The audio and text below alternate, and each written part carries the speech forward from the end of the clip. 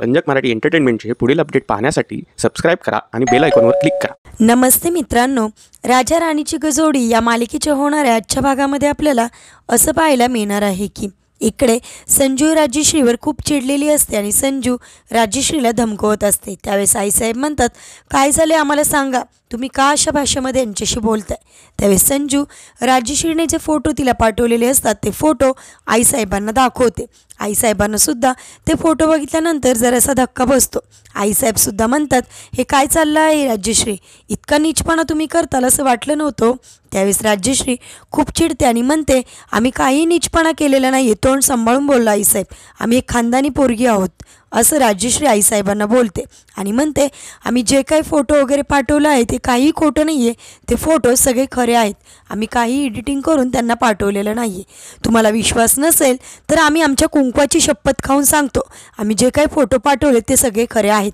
तुमच्या पोराची आम्ही अशी खोटी शपथ घेणार नाही असं राजश्री ठामपणे सर्वांना सांगते. तर इकडे आपल्याला असं पाहायला मिळतं की साक्षी आणि रणजित घरी आलेले असतात. घरी आल्यानंतर दोघंही खूप दमलेले असतात. साक्षी म्हणते, मला खूप आज दमल्यासारखं झाले. किती त्या माणसाकडून आपण वधून घ्यायचा प्रयत्न केला तरीसुद्धा डॉक्टर समीर काहीच बोलत नाही आहे. तो शेवटी माझ्या हातून मेला असता, इतकं मी त्याला आज मारले तरीसुद्धा तो काहीच बोलत नाही असं म्हणून साक्षी म्हणते की ठीक आहे, मला खूप दमल्यासारखं झाले, मी आता फ्रेश होऊन येते असं बोलून साक्षी फ्रेश व्हायला निघते. परंतु तिच्या लक्षात येतं की तिचे सगळे कपडे ओले आहेत, कारण तिने मशीनी ड्रायरला लावलेलीच नसते. त्यामुळे ती म्हणते, आता मला घालायला काहीच कपडे नाही असं ती रणजितला सांगते. त्यावेळेस रणजित म्हणतो, माझ्याकडे एक ऑप्शनल आहे, तू करशील का. त्यावेळेस साक्षी म्हणते, सांग ना काय मी करते. त्यावेळेस तो म्हणतो, तू माझा कुर्ता घाल ना जरा वेळ. त्यावेळेस साक्षीसुद्धा म्हणते, हो 2 तासाचा तो प्रश्न आहे, ठीक आहे मी घालेल असं म्हणून साक्षी कुर्ता घालायला घेते. तर इकडे साक्षीच्या हातात कुर्ता लागतात, तिला त्याच्यावर संजूच्या लिपस्टिकचे डाग दिसतात. त्यावेळेस साक्षी तो कुर्ता घेऊन बाहेर येते आणि रणजितला म्हणते, हा कुर्तावर लिपस्टिकचे डाग आहेत. तर रणजित म्हणतो, हां मी विसरलो असेल आहे काढायचं. त्यावेळेस ती म्हणते, जाऊ दे 2 तासाचा प्रश्न आहे, मी हे घालेल असंच म्हणून तो कुर्ता ती घालायला घेते. तर इकडे राजश्री, संजीवनी, आईसाहेब या सगळ्यांमध्ये बोलणे हे चालूच असतं. त्यावेळेस राजश्री रागाने बोलतात की रणजित भाऊजी तिथं कालव्याच्या कामासाठी जातच नाही, तिथं जाऊन त्यांचं भलतंच काहीतरी घाणेरडं काम सुरू आहे. हे ऐकल्यानंतर सुजितलासुद्धा राग येतो आणि तो म्हणतो, असे घाणेरडे आरोप तुम्ही आमच्या भावावर करायचे नाही, भैया साहेबांवर करायचे नाही असं त्यांना रागाने बोलतो. त्यावेळेस राजश्री म्हणते, आम्हाला काय करायचं आहे, 10 बायकांबरोबर का ते तिथे फिराणात, आम्हाला काही घेणं देणं नाही आहे, पण आम्ही एवढं सांगतोय की आम्ही जे काही तुम्हाला दाखवलं आहे ते सगळं खरं आहे असं बोलून राजश्री तिथून रागाने निघून जाते. इकडे आईसाहेबांना खूप टेन्शन येते. आईसाहेब खाली बसतात, त्यांच्या छातीमध्ये दुखल्यासारखं होतं. त्यावेळेस संजीवनी म्हणते, आम्हाला माफ करा, हा विषय आम्ही तुमच्यासमोर काढायलाच नको होता, आपण हा सगळा विषय आता विसरून जाऊयात, हा विषय आपण डोक्यातच घ्यायला नको असं संजीवनी आईसाहेबांना बोलते. परंतु आईसाहेब म्हणतात की संजीवनी ड्रायव्हरला गाडी काढायला सांगा, आत्ताच्या आत्ता आपल्याला पुण्याला जायचं आहे.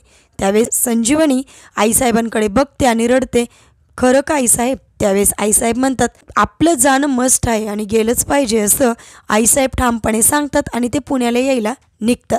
तर इकडे रणजित हा डॉक्टर समीरला पुन्हा एकदा 3rd डिग्री देत असतो. रणजित हा डॉक्टर समीरला खूप मारतो तरीसुद्धा डॉक्टर समीर काय झालं आहे सांगायला तयारच नसतो. तो हे मानायला तयारच नसतो की या सगळ्या बॉम्ब प्रकरणामध्ये माझा हात आहे, मानायला तो तयारच नसतो.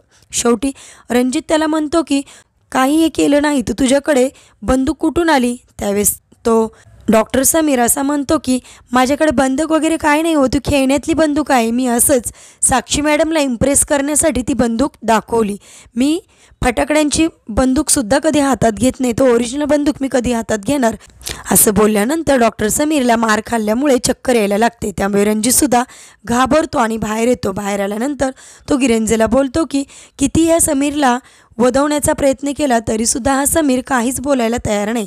मला तर असं वाटते की आपण कुठला तरी चुकीचा निर्णय घेतो, आपली दिशाभूल होती आहे आणि जर डॉक्टर समीरनी हे मान्य केलं नाही तर आपण नक्कीच चुकीच्या दिशेने जातो हे सिद्ध झाले.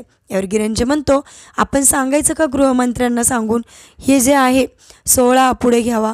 त्यावेळेस रणजित म्हणतो, नाही असं आपण काही केलं नाही पाहिजे, नाही तर आपल्या डिपार्टमेंटचं नाव खराब होईल आणि शेवटचं ऑप्शनल म्हणून आपण तसं करू, तोपर्यंत आपल्याला प्रयत्नही केलेच पाहिजे, असं म्हणून रणजित पुन्हा एकदा डॉक्टर समीरकडे जातो. इकडे साक्षीचा अलार्म वाजत असतो. साक्षी झोपेतून जागी होते आणि ती खाली येते. खाली यायला लागल्यावर संजू संजू म्हणून सगळीकडे रणजितला शोधत असते, परंतु रणजित तिला कुठेच दिसत नाही. तितक्यात डोअरबेल वाजते आणि साक्षी दरवाजा उघडते. तर साक्षीने दरवाजा उघडल्यानंतर साक्षीला दारामध्ये दिसतात आईसाहेब आणि संजीवनी. त्यावेळेस आईसाहेब आणि संजीवनी विचारतात की रणजित ढाले पाटील इथेच राहतात का? त्यावर साक्षी उत्तर देते, नाही, रणजित ढाले पाटील वगैरे इथे कोणी राहत नाही, इथं तर संजीव खैरे राहतात आणि साक्षी खैरे राहते, असं साक्षी त्या दोघींना सांगते. त्यावेळेस आईसाहेब आणि संजू हे मानायला तयारच नसतात की इथे रणजित राहत नाही. तितक्यात संजूची नजर बाहेर असलेल्या नेमप्लेटकडे जाते आणि संजू त्याच्यावर वाचते की संजू खैरे आणि साक्षी खैरे. त्यावेळेस संजूच्या लक्षात येते की त्यावेळेस आपल्याला पुण्यामध्ये एक माणूस भेटला होता, तो सुद्धा ह्यांना बघून खैरे खैरे असंच बोलत होता. त्यावेळेस आईसाहेब म्हणतात, नमस्कार, पण आम्हाला तुमच्या आतमध्ये घरामध्ये यायचं आहे. त्यावेळेस साक्षी म्हणते, मला खूप महत्त्वाचं काम आहे, त्यामुळे मला बाहेर जायचं आहे, मी तुम्हाला आतमध्ये घेऊ शकत नाही.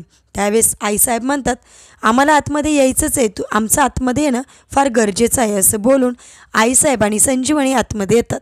आतमध्ये आल्यानंतर त्यांची नजर डायरेक्ट संजीव आणि साक्षीच्या लग्नावर जाते. म्हणजेच रणजित आणि साक्षीचे जे काही लग्नाचे फोटोज काढलेले असतात त्या फोटोकडे आईसाहेबांची आणि संजीवनीची नजर जाते. त्यावेळेस संजीवनीच्या डोळ्यामध्ये दुःखाने खूप पाणी येते आणि तिच्या डोळ्यामध्ये पाणी वाहतच असते आणि ती साक्षीला विचारते, जर रणजित ढाले पाटील इथे काही नाही आहेत तर रणजित ढाले पाटलांचे फोटो इथे कसे काय? त्यावेळेस पुन्हा एकदा साक्षी म्हणते की हे जे फोटो आहेत ते माझे मिस्टर संजू खैरेंचा आणि माझा आहे, याच्यामध्ये तुमच्या रणजित ढाले पाटलाचा काही संबंध नाही, असं बोलून ती पुन्हा एकदा संजूबरोबर भांडायला लागते. त्यावेळेस संजू साक्षीला काहीच बोलत नाही, फक्त एवढंच बोलते की हे रणजित ढाले पाटलांचंच घर आहे, तुम्ही सांगा. त्यावेळेस साक्षी मानायला तयारच नसते आणि म्हणते की तुमच्याबरोबर वयस्कर बाई होती म्हणून मी तुम्हाला आतमध्ये येऊन दिलं, नाहीतर मी घराच्या आतमध्ये तुम्हाला एंट्री दिली नसती. तर लगेच ती पुढे जाते आणि म्हणते, एकाच रंगाची 7 माणसं आपल्याला या जगामध्ये पाहायला मिळतात, त्यामुळे एकसारखा माणूस असू शकतो ना दुसरीकडे पण, असं बोलून साक्षी सगळ्यांची बोलती बंद करते. पण तितक्यात संजूच्या लक्षात येते की हा कुर्ता तर यांचाच आहे ना. त्यावेळेस संजूला आठवते की यांच्या कुर्त्यावर आपले लिपस्टिकचे डाग होते, म्हणून संजीवनी त्या कुर्त्याला हात लावते आणि आत कॉलरमध्ये बघते तर संजूच्या ओठांचे लिपस्टिकचे डाग त्या कुर्त्याला असतात. त्यावेळेस संजू त्या कुर्ता आतमधून बघते. त्यावेळेस संजूला राग येतो आणि विश्वास पटतो की हा कुर्ता यांचाच आहे आणि त्यावेळेस संजू आईसाहेबांना म्हणते की आईसाहेब हा कुर्ता यांचाच आहे, असं म्हणून संजू बाहेर जोरजोरात रडत जाते. त्यावेळेस आईसाहेबसुद्धा साक्षीला असं म्हणतात की एकसारखी 7 माणसे असू शकतात, परंतु एकसारखा कुर्ता लगेच दुसऱ्या माणसाकडे तर नाही असू शकत, असं बोलून आईसाहेब साक्षीची बोलती बंद करतात. म्हणजे आता साक्षी जे काही सत्य आहे, जे काही खरं आहे ते सगळं आईसाहेब आणि संजूला सांगेल का? रणजितला आता आईसाहेब आणि संजू काय प्रश्न विचारणार आणि रणजित आता काय उत्तरं देणार हे पाहणेसुद्धा फारच इंटरेस्टिंग आहे. असेच मालिकेच्या पुढील अपडेटसाठी तुम्ही आमच्या रंजक मराठी चॅनेलला नक्की सबस्क्राईब करा. धन्यवाद.